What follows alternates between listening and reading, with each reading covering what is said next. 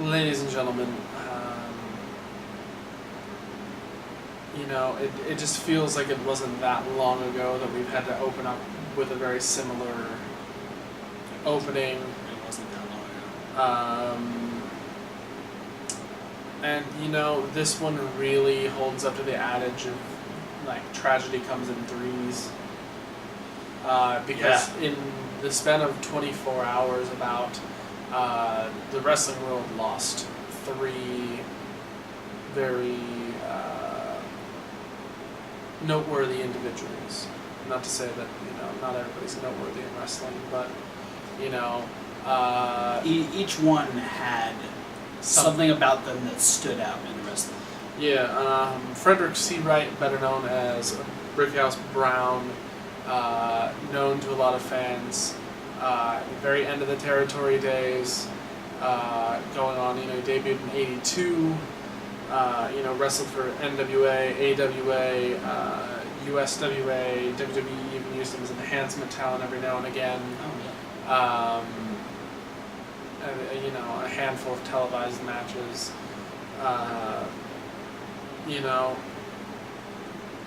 The thing about him, man, is that he wrestled for 35 years straight. Debuted in '82 and literally wrestled until he retired due to when he announced his diagnosis of prostate cancer. that's insane. So I guess a little less than a year, I think now it's been, and it got to stage 4, so they knew he knew it was bad, which is why he would have to retire, try and take care of everything else. That's like over half of his life. Yeah. He died at 57, wrestled for 35 of those years. That's Crazy guy. Even won the USWA tag team titles on 3 different occasions. Wow. Which is really cool. Also, Nikolai Volkoff. A little bit less unexpected just because of the age difference. He's 70. Born Josip Peruzovic in Croatia. Not even actually Russian, but that's kind of where he came to his biggest glory days, is playing the Soviet/Russian villain Nikolai Volkoff. I mean, essentially one of the best guys that could get heat on himself, just by singing the Russian national anthem. Yeah, and that brought him his only championship in WWE. Yeah. It's him and Iron Sheik together winning the tag team championships. Before WrestleMania 1. We actually had the pleasure of meeting him. Yeah. WrestleMania weekend. Great guy. 31. Total sweetheart. And that's another hard thing to believe is he was only semi-retired up until this year when his condition really started to deteriorate. Yeah, no, he was out there fairly regularly. What's cool saying is he had a tag match with the Sandman in 2016. Mm-hmm. Last year, I think he teamed with Cash Money and won against Coco Beware and Jim Neidhart. So that's 50 years, pretty much, of wrestling, at least semi-consecutively. Yeah. Because he debuted in Calgary Stampede Wrestling when he was 20 years old. Trained by Stu Hart. That's insane. Yeah. So the guy had a really good longevity. He is a beast. And rightfully inducted into the Hall of Fame in 2005. Absolutely. And finally, Brian Christopher Lawler. This one hits the hardest for me. 46 years old. Yeah, because you and your friends coming into wrestling were huge Too Cool fans. I specifically was a huge, Too Cool, the Hardys were great, Edge and Christian were great, the Dudleys were great, but Too Cool was essentially my favorite tag team, because they became Too Cool just a few months after I started watching wrestling. Yeah. And I remember their first promo on SmackDown their first match on Sunday Night Heat, and just how instantly they became one of the most popular acts. Sure, they weren't the most athletic of tag teams. They weren't out there in the TLC matches and stuff like that, but they were one of the most charismatic teams. And I gravitated toward Grandmaster Sexay. Brian Christopher was my guy. And so, to have him be one of the first things I latched onto as far as wrestling is concerned, this is it was a big hit for me. From '99, he was immediately one of my favorite guys. Saw him and Scotty win the tag titles a couple times. He did a singles thing for a little while. Didn't do a whole lot, but we even had Too Cool come back in 2014 and try and win the NXT tag team titles. And unfortunately, he had major issues with drugs and getting involved with the law a lot. And unfortunately, as charismatic of a guy he was very destructive. Yeah, and it's a lot of the things. It's like the people who are a lot of times the most outgoing have the most going on the inside as well. And going as far back as in 1999, having run-ins with the law, public drunkenness. One time he was getting arrested in the early 2000s, and he threatened the arresting officer. Ended up getting arrested again for failing to go to a court-mandated counseling.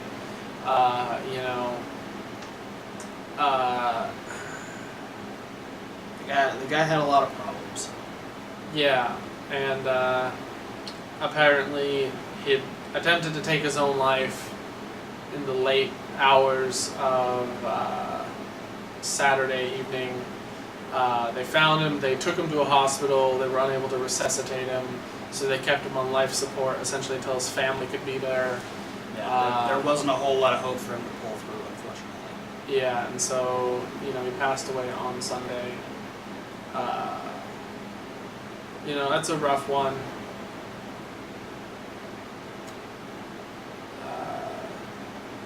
There's not a whole lot. They beat, it's cool you're saying, Too Cool, they were WWE Tag Team Champions, they beat Edge and Christian. Yeah. For their tag team title run. That's saying something. It's because that's in that era of the Dudleys, the Hardys, the Edge and Christian. They beat one of those, the three teams that are synonymous with that era. Absolutely. They beat the big heel one. Kind of like Dudleys, I guess, were heel, but they were always super popular. Yeah, the Dudleys went back and forth, but Edge and Christian were the predominant heels. And debuted in 1988, and again stayed kind of just bouncing in and out of the wrestling business until his arrest about somewhere around a month ago. Yeah. That led to this unfortunate ordeal. So all of the families and friends of the people involved, from Brickhouse Brown, Nikolai Volkoff, and Brian Christopher Lawler, we wish the best for all their friends and family. And may all of them rest in power and be in a better place.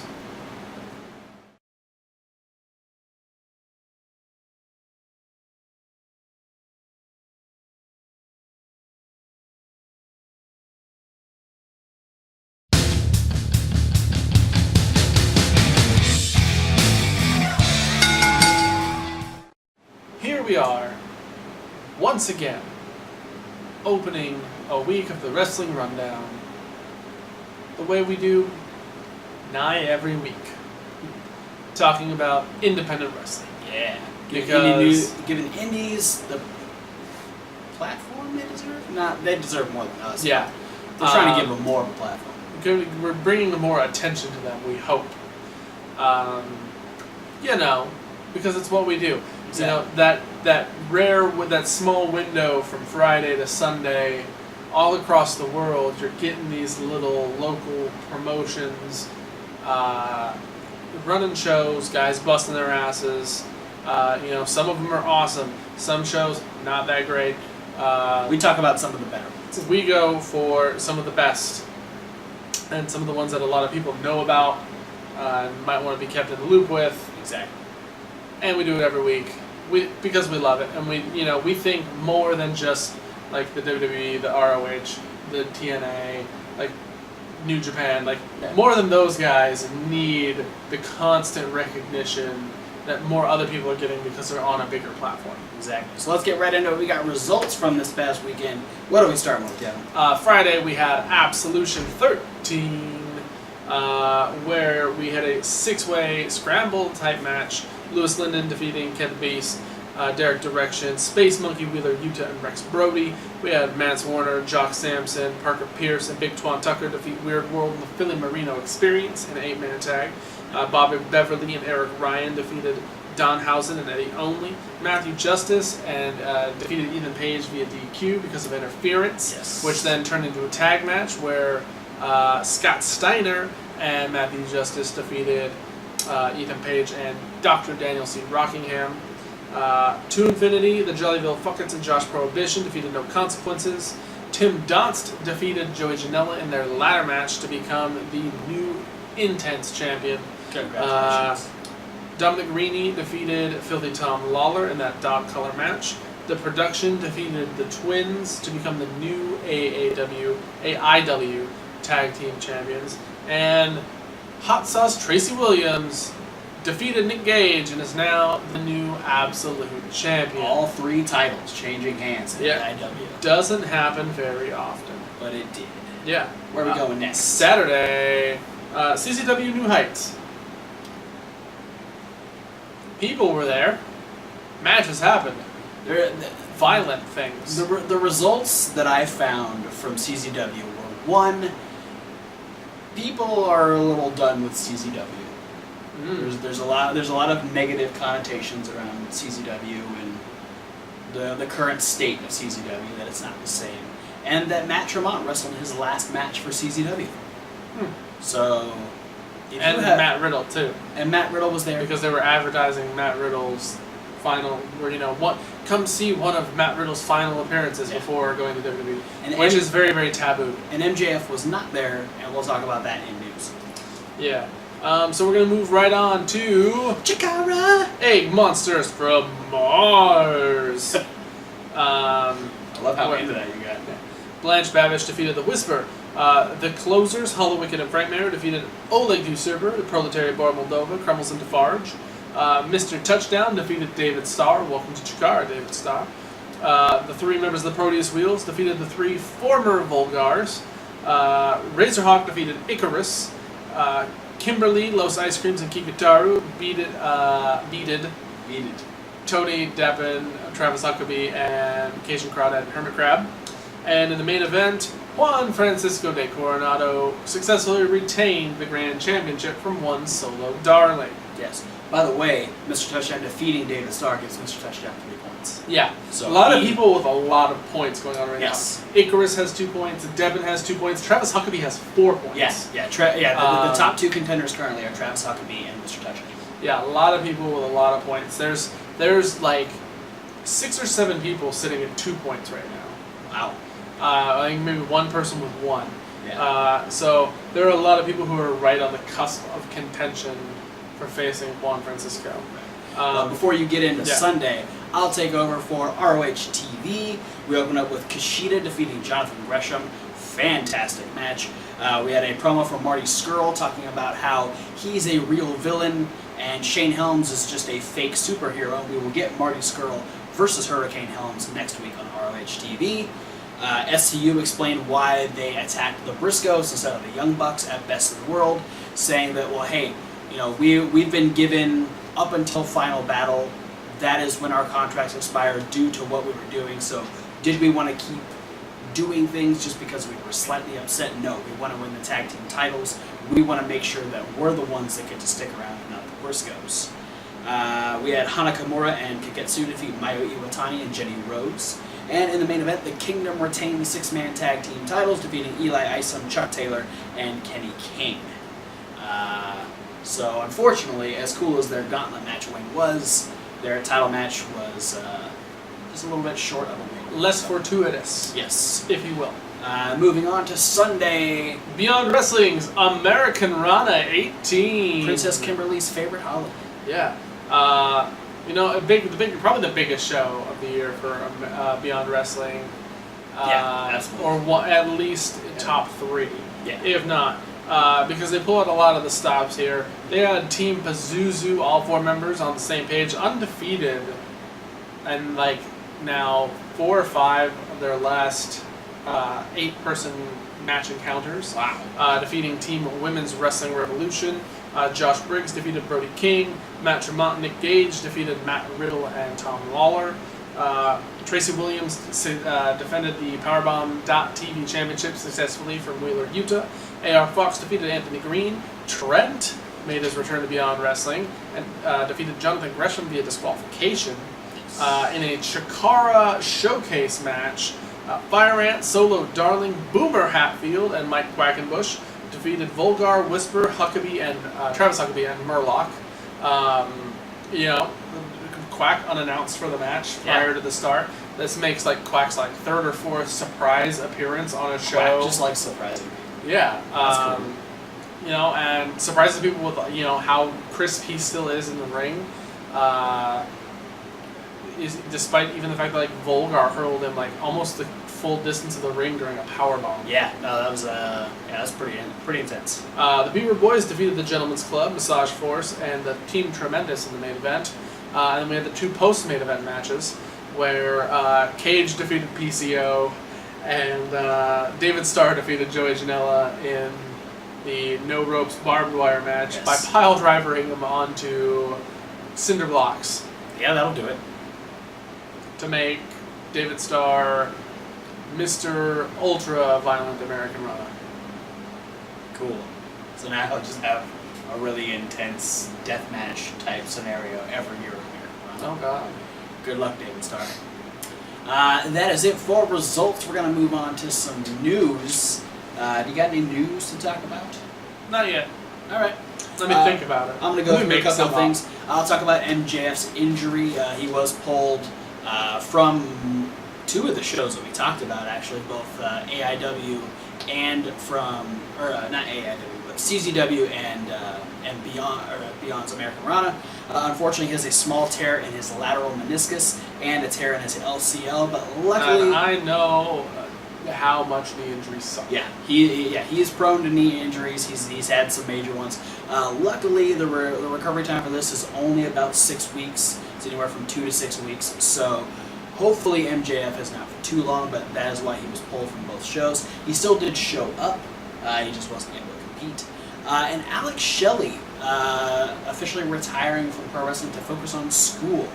A lot of heartfelt thank yous to Alex Shelley went out, especially his tag team partner Chris Sabin, other people that learned from him, whether it was in TNA or on the indies and stuff like that. So good luck in whatever you're doing now, Alex Shelley. Hope to see you back in the ring sometime. But cool that he's focusing on getting a degree and getting himself out there in the real world. So I do have one just quick kind of fun, interesting note that just kind of goes along with the lines so many people believe WWE being the end-all, be-all of professional wrestling. That's where you need to be the top.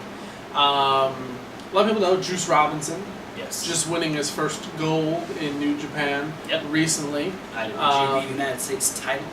And, he's actually not contracted by New Japan. He's a free agent. Really? And he's working on a show-by-show basis. That's cool. Which then sparked, with all this kind of newfound attention that WWE had started putting him back on the radar of wanting to pick him up, especially because he's not actually under contract from New Japan. Mm-hmm. So they could just swoop in and pick him up whenever they wanted if they so desired. Yeah. And if he wanted. Yeah, and a fan just somebody just straight up directly was like, "Hey, are you going back? Or do you have any interest?" And he flat out responded saying, "I ain't going back. I ain't ever going back." Never say never, but at this point in time, He's doing big things in Japan. No point in going back. You know, I mean, he's one of those guys too that I don't doubt that he means what he says, because he's one of those guys kind of along the lines of Simon Gotch, who was just like, especially towards the end of the run, were just kind of really not happy with where they were and the way they were being used. Check out some of it. He has fantastic promos. Yeah, absolutely. Man, his promo telling Jay White that he was going to win the United States title was fantastic. He's definitely stepped up and above and beyond where he was in NXT. Absolutely. While being in New Japan by like tenfold. Yeah. Not to say that he was bad in the first place, you know, it just what happens when you're saddled with, you know, a gimmick you don't like that you can't get over. Yeah. And if you can't get over in the WWE system, they just kind of like, you kind of have very limited window to get yourself reinvented before they show you the door. Yeah. And speaking of Juice Robinson, he is a part of this year's G1 Climax. I'm going to give you an update. We've got about 2 weeks left of the tournament, and the points are racking up at this point. So, in Block A, tied for first, we have Evil and Hiroshi Tanahashi with 8 points. Tied for second, we have Kazuchika Okada, Minoru Suzuki, and Jay White, all with 6 points. Bad Luck Fale, Michael Elgin, Togi Makabe, and Hangman, no, just those three. Bad Luck Fale, Elgin, and Makabe all have 4. And then Hangman Page and Yoshihashi both have 2 points. Then in Block B, running away with first place, Kenny Omega with 10 points. Tetsuya Naito with 8. Sonata, Kota Ibushi, and Zack Sabre Jr. with 6. Tomohiro Ishii and Hiroki Goto with 4. And then Juice Robinson, Tama Tonga, and Toru Yano all with 2. Yeah, so it looks like Naito is closing the gap. Yeah, Naito's right on Kenny's tail. Between Kenny Omega and everyone else. Because he was taking a big lead there in the early going. Naito, you know, might be the guy to dethrone Kenny Omega. We'll have to wait and see. Got a couple more weeks. It'll end on the 14th of August. So still a couple weeks left in that tournament. So we'll see where it goes from here. That is it for news. It's time for upcoming shows, where we have 3 of them. Yeah. 3's kind of been like a thing. 3, 4 tournaments are coming up though, so we're gonna have some big ones. We're gonna have probably an upcoming King of Trios report coming up soon. Yeah. Seeing as we're gonna have live representation from King of Trios this year. So stoked. But Saturday the 4th we got Evolve 108 in Philadelphia. Darby Allin versus Austin Theory. That's a kind of a big grudge match. Joey Janela versus AR Fox. That'll be really good, depending on how good of shape Joey Janela's feeling post that match with the Good Star. He's got a week to recover. Doom Patrol's defending the tag team championships against Tracy Williams and TK Cooper, and Matt Riddle defends the Evolve championship against Shane Strickland in a hardcore match. Won't be shocked to see Shane Strickland in the title in that match.